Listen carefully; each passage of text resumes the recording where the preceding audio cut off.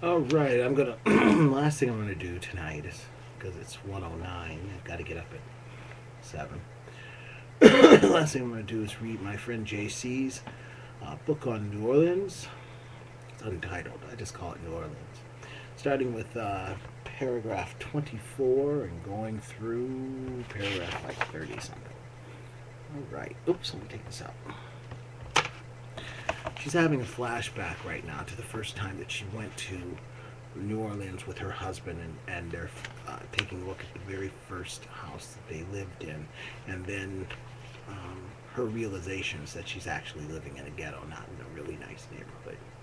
So again, she's just getting into New Orleans, and she's having all these flashbacks coming to her. She's traveling in the car without her husband, with her 2 kids, going to see a gentleman who meant a whole lot to her before he dies because he's sick.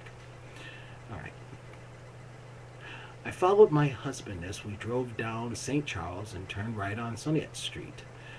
I couldn't believe I would be so lucky as to live in one of those gorgeous southern living homes. My husband's new school would be renting us half of a double behind the school, and I knew we were only 4 blocks away. I learned shortly one of the main truths about New Orleans. Nothing but a stop sign separates the poshest of uptown neighborhoods from grunge. The house we live in was in a block flanked on one side by enormous wealth and on the other side by a ghetto.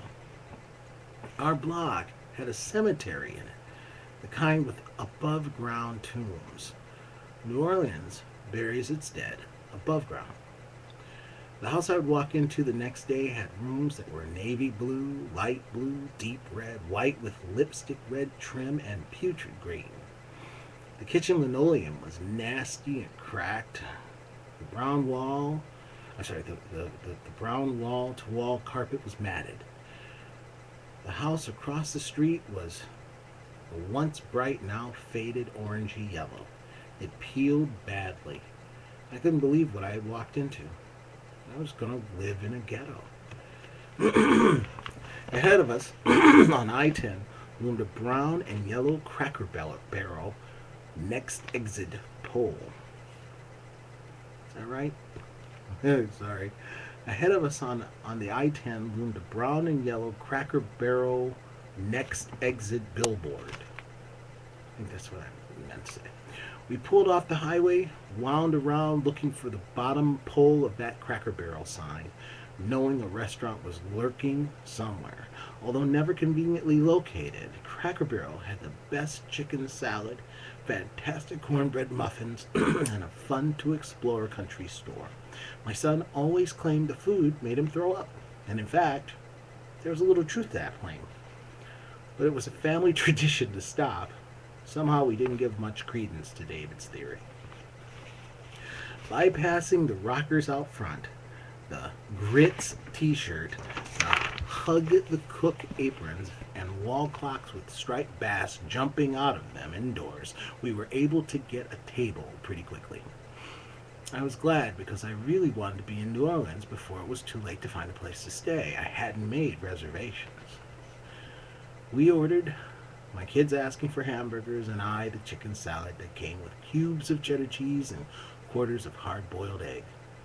David and Solange immediately started competing over the little wooden peg games that adorned the tables at the Cracker Barrel. But the restaurant doesn't specialize in fast food, and when the kids tired of testing their IQ by jumping pegs around a triangular board, they began to think, Mom, why didn't Daddy want to come with us? Solange wanted to know. David looked at me also, asking the same question with his eyes. Solange with the intense, dark, long hair, and David with the blonde. I didn't know how I happened to have 2 kids as good looking as they were, or smart. Sweetie, Daddy hated New Orleans. Even when we moved back and he said the uptown looked better, he hated it. He said it was a corrupt cultural outpost with nothing going for it except a lot of mosquitoes, crime, political back scratching, and poor white trash, not to mention the dirt. Solange and David seemed to be considering this manifesto, but then David said defensively, well, but there's crime and political backscratching in Chicago, too, and he loves that place. Hear him talk. Chicago's the greatest city in the world. And I'll bet if you look around, you can even find a mosquito or two up there, and probably some poor whites.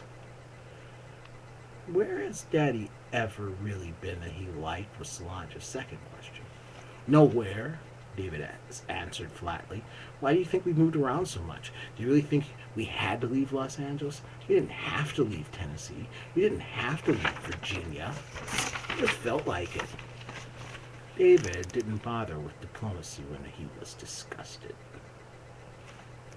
That's it for now. Have a good night.